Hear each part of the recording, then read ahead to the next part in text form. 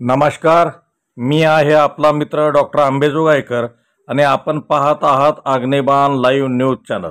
आपल्यासमोर जो हा व्हिडिओ सुरू आहे तो आहे यवतमाळ जिल्ह्याच्या उमरखेड बस आगारातील आणि या ठिकाणी आज 2 ऑगस्ट रोजी आता संध्याकाळचे जवळपास 8 वाजून गेलेले आहेत आणि 5 वाजल्यापासून विद्यार्थी बसची वाट पाहत बस स्टँडवर उभे आहेत। हे उमरखेडचं बस स्थानक आहे आणि या ठिकाणी पोफाळीकडे जाणारे विद्यार्थी 5 वाजल्यापासून बस स्थानकामध्ये अडकून पडलेले आहेत आणि आतापर्यंत ह्या विद्यार्थ्यांची बस आलेली नाही। 5 मिनिटात बस येते, 5 मिनिटात बस येते म्हणून हे विद्यार्थी 5 वाजल्यापासून बस स्थानकात अडकून पडलेले आहेत। विशेष म्हणजे उमरखेड आगाराचा भोंगळ कारभार वारंवार चव्हाट्यावर येत असताना वरिष्ठ अधिकारी मुख गिळून का बसलेले आहेत याचे मात्र कोडे आहे।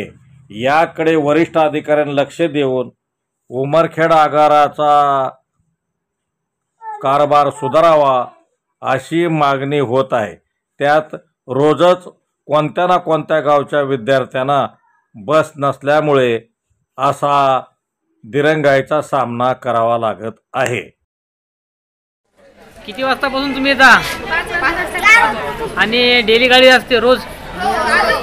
आज काय म्हणाले मग? आज का कशामुळे गाडी नाही? अडचण गाडी नांदेडला गेली म्हणते, यायला वेळ झाला। दुसरी गाडी डब्यामध्ये गेलो होतो ते म्हणाले इथं बोला, हे म्हणाले तिथं बोला, कुठं बोला आम्ही?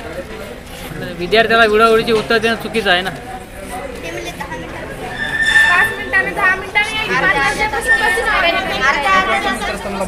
आपण सर्व विद्यार्थी या 5 वाजल्यापासून आहे, आता 8 वाजत आहेत।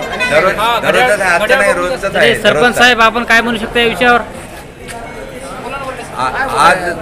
आजचाच विषय नाही, त्याचा विद्यार्थ्याचा दररोजचा विषय आहे। उमरखेडचे एसटी डिपो कोणत्याही प्रकारचे विद्यार्थ्यासाठी दखल घेत नाही।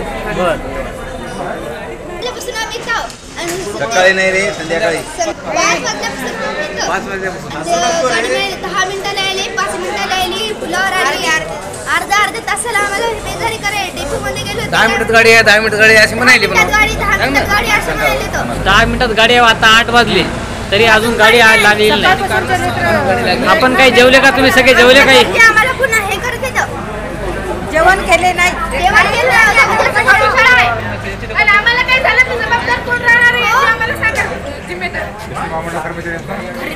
आता उद्या जर बस आली उद्या आम्ही रोडवर बसतो, उद्या शाळा